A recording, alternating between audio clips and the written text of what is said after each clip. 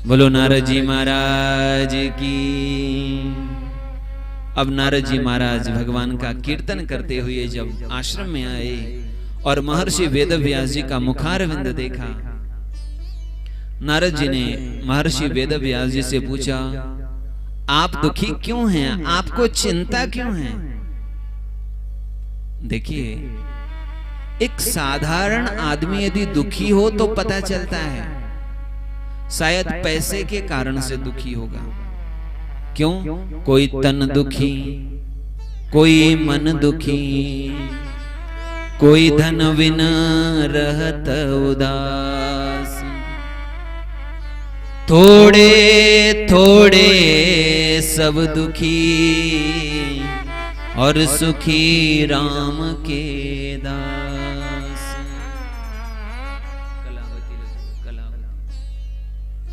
थोड़े थोड़े सब दुखी है, पर सुखी कौन है? सुखी राम के दास।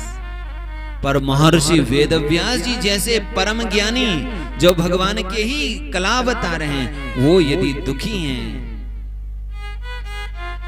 नारद जी ने पूछा है, तो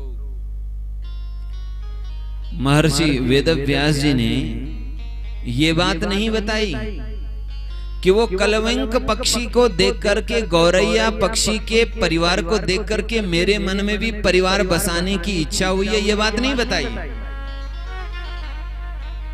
महर्षि वेदव्यास जी ने कहा, अपुत्रस्य गतिर्नास्ति। शास्त्रों में कहा गया है कि जिसको पुत्र नहीं होता, संतान नहीं होता, उनको गति नहीं मिलती, उनको सदगति नहीं मिलती, और इसीलिए मुझे पुत्र की प्राप्ति चाहिए। नारद जी ने कहा, इसके लिए सबसे सरलतम और सबसे श्रेष्ठ उपाय है, अचूक उपाय है, वह है मां भगवती की उपासना। तब नारद जी महर्षि वेदव्यास जी से कहते हैं, ये वही आदि शक्ति है, परम्बा है, आप उन्हीं का भजन करो, आप उन्हीं के लिए तप करो, और वह परम्बा सब कुछ देने में समर्थ है। और इसीलिए महर्षि वेदव्यास जी भजन करने के लिए पर्वत पर चले गए, मेरु पर्वत पर भजन करने लगे, तप करने लगे, मां आदि शक्ति की उपासना करने लगे।